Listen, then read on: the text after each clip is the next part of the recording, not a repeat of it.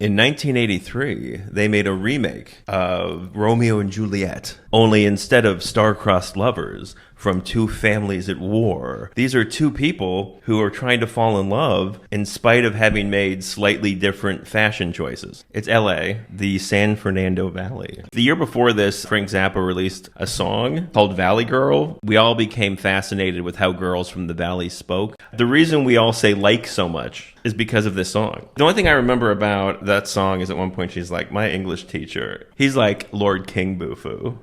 I think he's the Lord King of butt.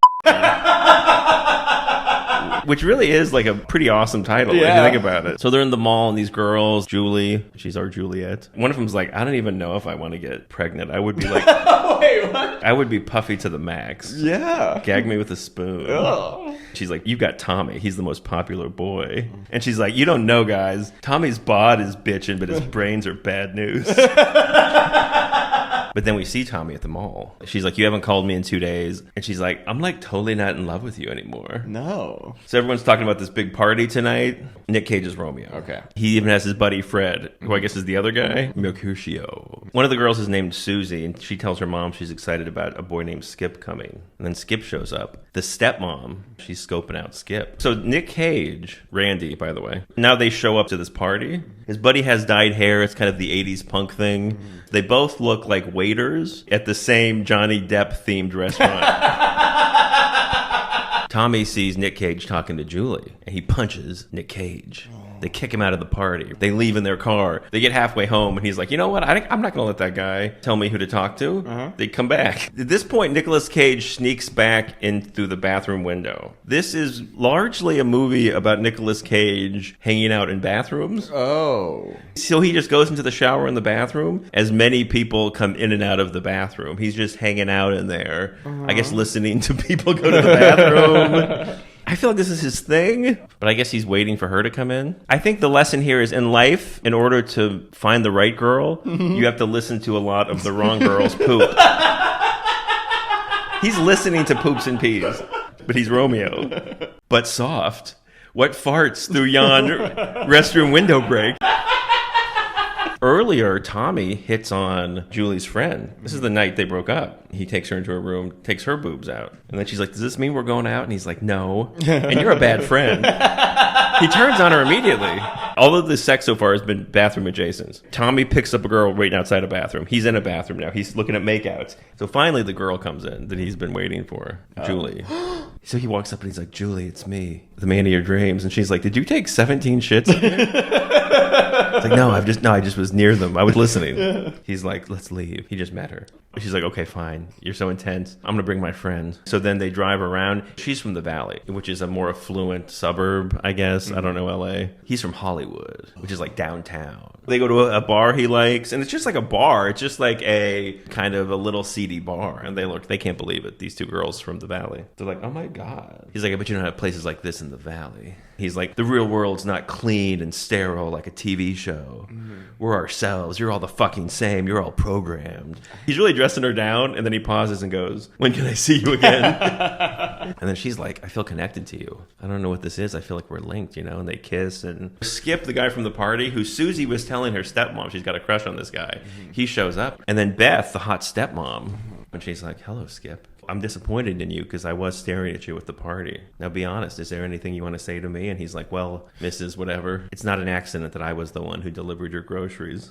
And she's like, yes, I know what you mean. And you'll know what to do when the time is right.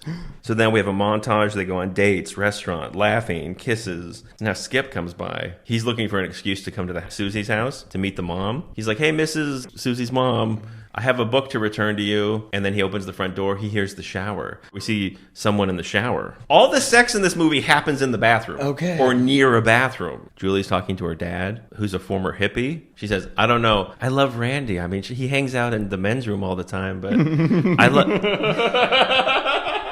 She's like, I love Randy, but everyone tells me that his clothes are slightly different. We come from different worlds. My hair is fluffy and his is spiky. Oh. He shows his daughter a picture of him as a hippie. And she's like, Dad, those are different clothes than I've ever seen you wear. And he's like, yes, honey. You can change clothes. She's like, what? People can change clothes. We shouldn't hate people for the clothes they wear. We should hate them for their religion and their race. What have I taught you? He like takes his shirt off and she's like, what? Where'd my dad go? He's like, I'm right here.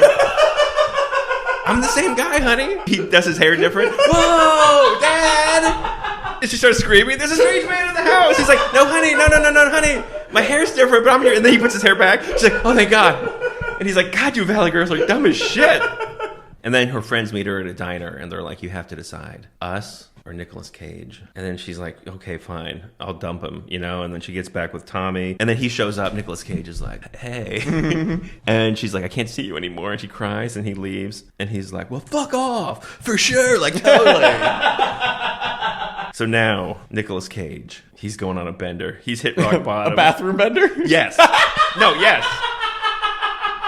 He's going on an endless bathroom break.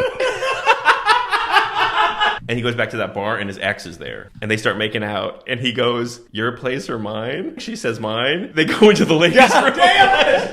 They go into the ladies' room. He has sex in the ladies' room with his ex. And girls come in, and they're like, ugh. So these women are just hearing sex noises. But they're like, man, there is a lady having a rough one. We're with you, sister. Just, you're going to get through this. It's going to be okay. Oh, God. You can do this. He comes out of the bathroom looking crazy and alone. What? We never see that girl again. I don't think he's just a restroom freak. I think he goes from town to town murdering women in the restroom. Oh, no. But then his friend Fred is like, dude, you got to stop hanging out in bathrooms. He's like, if you love her, you need to do a big romantic gesture. Remember Skip? He's making sweet love at the house. We see the daughter come in. She's coming up the steps. She's going to find Skip fucking her mom. But the person who comes in is the mom. It's a misdirect. Turns out the woman in the shower was the daughter. So he came in thinking he was going to find the stepmom. He just found the daughter and was like, I'll take it. Oh! The movie's telling us when you go into the restroom looking for sex, you don't always get what you want. But the restroom gives you what you need. At this point, Nicolas Cage just starts stalking Julie. She's getting in a car with her friends to go somewhere. He just gets in the car, and she's like, leave me alone, get out of the car. He poses as an usher. Her and Tommy are going to a movie, and he just pretends to be the usher, and he's wearing, like, 3D glasses. And he's like, is this movie in 3D? And he goes, no, but your face is. He's kind of semi-nude in a sleeping bag on her lawn when she opens the window. And she's like, get out of here. So now they're at the big prom. They're dancing. They're spiking the punch. It's the classic 80s prom. On stage is kind of a cool band, a bit of a 50s throwback. And they're singing the song, Johnny, Are You Queer? Oh, what? And it's about a girl who she's in love with a boy, but she's not sure if he's gay. Johnny, are you queer, boy? Johnny, are you queer, boy? Why are you so weird, boy? Do you know what's funny about Johnny, Are You Queer? His whole big elaborate plan to get her back ends up being he's going to punch her boyfriend. This woman just wanted to know if a guy was gay. She learned an instrument. She did her band performance. Finding out if a guy's gay, she had a much better plan. Yeah. His plan sucks. Julie and Tommy are the prom king and queen. Nick Cage turns to Mercutio and he's like, what's your big plan? And he's like, well, this was it. I just wanted to get you here. And he's like, well, I'm going to start punching. He beats the guy up. What? Yeah, they're about to come out on stage as the king and queen. He comes up and starts beating him up. He takes her hand and she's like, I guess I'm yours now. Like, she was into it. Oh. So then there's a food fight, classic food fight. Love it. They run away. He takes her into the car that her and Tommy had come in. He's got Tommy's date. He's got Tommy's car. Tommy had planned as a surprise for them to get a hotel room. The chauffeur says, so the hotel, sir? And he's like, yeah, take us to the hotel. He looks so happy to go to the hotel, partly because he's going to have sex, but it also makes it seem like finally somewhere to stay. We never see his family. We never see where he lives. The secret in this movie is that Nicolas Cage lives in a restroom. Like, he really comes from the bad side of the tracks. She's a rich girl from the valley. I think he was a secret restroom hobo. You know who definitely lives in a bathroom? I think Johnny wasn't queer. I think he also lived in a bathroom. That was his backstory. He was like, look, I'm not a gay guy. Yeah. I just hang out near the glory hole because that's where I get my mail. The past was doing its best. That's the theme song. Leave him alone. Leave him alone. Leave them alone. They were doing their best.